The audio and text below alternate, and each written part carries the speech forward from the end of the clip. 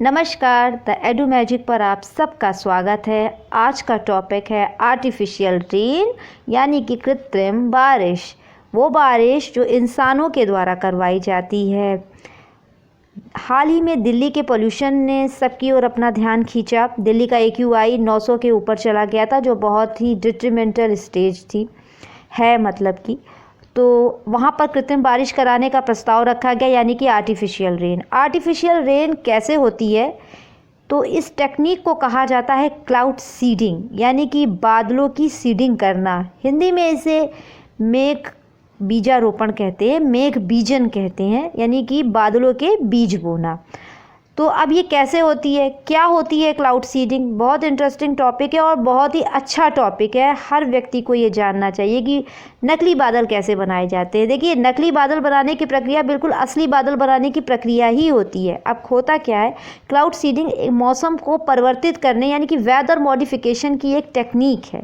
इसके अंतर्गत पहले से जो बादल नमी रखते हैं उनको बारिश वाले बादलों में कन्वर्ट किया जाता है, यानी कि परिवर्तित किया जाता है।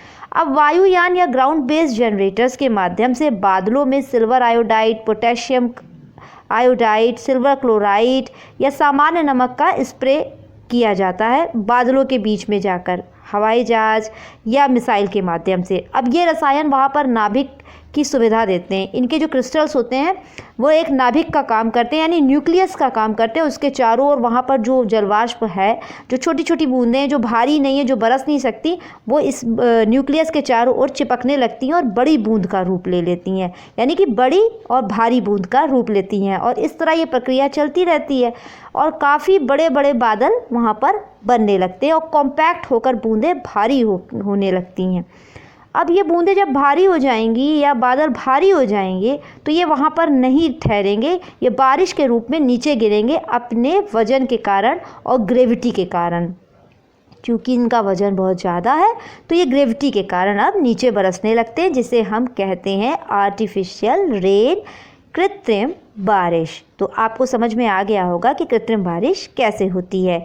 इस तरीके के जहाज़ में, प्लेन्स में नोज़ल्स लगाए जाते हैं और वो प्लेन्स ऊपर बादलों में जाते हैं, वहाँ पे स्प्रे करते हैं। देखिए, बादल रहने चाहिए, नमी थोड़ी रहनी चाहिए।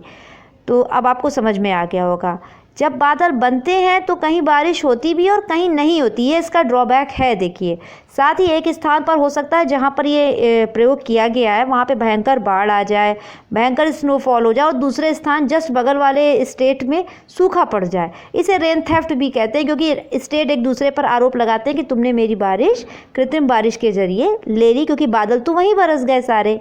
तो ये रेन थेफ्ट की घटनाएँ भी देखी जाती हैं।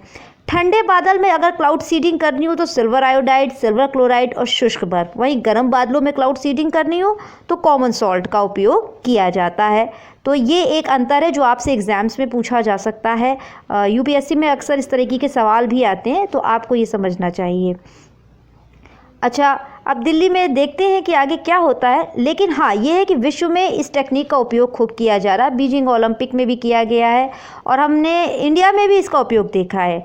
ये सफल हमेशा नहीं होती, क्योंकि मैंने आपसे कहा कि बादल थोड़े होने चाहिए, नमी रहनी चाहिए। एकदम लो प्रेसिपिटेशन हो, ऊपर बादल नहीं है, तो बहुत मुश्किल होता है इस टेक्निक को अपनाना। तो देखते हैं दिल्ली में ये टेक्निक कब अपनाई जाती है।